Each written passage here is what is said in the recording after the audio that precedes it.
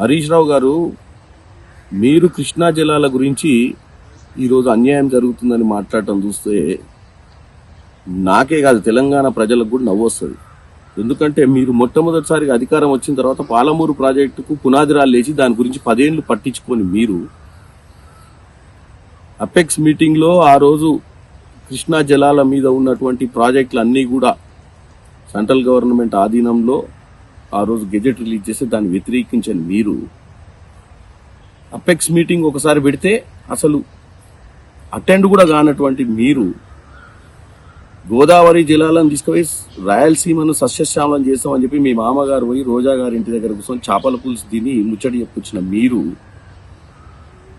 ఒక్క చుక్క నీరు కూడా వదిలిపెట్టానని 2005లో ఉద్యమం సమయంలో మాట్లాడిన నువ్వు అధికారంలోకి వచ్చిన తర్వాత పోతిరెడ్డి ప్రాడుకు 8 టీఎంసీల నీళ్లు పోతుంటే కూడా నిమ్మకు నీరెత్తినటువంటి ఒక్కరోజు మాట్లాడకుండా ఉన్నటువంటి నువ్వు ఈరోజు అధికారం కోల్పోయిన తర్వాత అదే పాత ముచ్చట్లు చెప్పుకుంటా 2021లో కృష్ణా జలాల మీద డిస్కషన్ జరిగితే అపెక్స్ మీటింగ్ లో కృష్ణా జలాల మీద ఉన్న ప్రాజెక్టులు అన్నిటికి కూడా సెంట్రల్ గవర్నమెంట్ ఆధీనంలోకి మీ మామగారే ఒప్పుకురు. మరి ఆ రోజు మాట్లాడలేదు. 299 టీఎంసీలు కృష్ణా జిల్లాలకు 500 చిల్లర టీఎంసీలు ఆంధ్రప్రదేశ్కి ఇచ్చినప్పుడు మరి ఆ రోజు ఎందుకు డిస్కస్ చేయలేదు మీరు?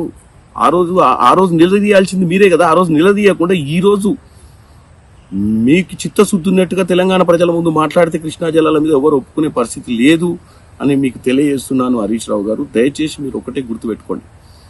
మీకు తెలంగాణ ప్రజలు 10 ఏళ్ళు అవకాశం ఇచ్చిర్రు. మీకు 2000 ఉన్న చిత్తశుద్ధి 2014 నుంచి 24 దాకా లేదు. మీ ఒక్క ప్రయోజనాలు మీకు పక్క రాష్ట్రంతో చేస్తున్న వ్యాపారాల మీద ఇంట్రెస్ట్ ఉండే తప్ప మీకు అసలు తెలంగాణ ప్రజలు తెలంగాణ రైతాంగం గురించి మీకు ఆలోచన లేదు. ఈ జలాల గురించి ఇక్కడ ఉన్నటువంటి నీళ్ల గురించి మీకు ఆలోచన ఉంటే ఆ రోజే చాలా పకడ్బందీగా మనం సేఫ్ అయిపోయేటోళ్ళము.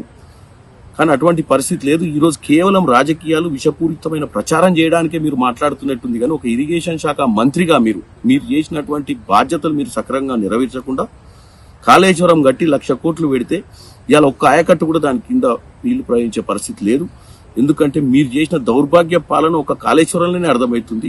ఇక మీరు తెలంగాణ ప్రజల ముందు వచ్చి మీ బుర్ర కథలు పిట్ట కథలు చెప్తే ఇదే పరిస్థితులు ఎవరు లేరు హరీష్ రావు గారు.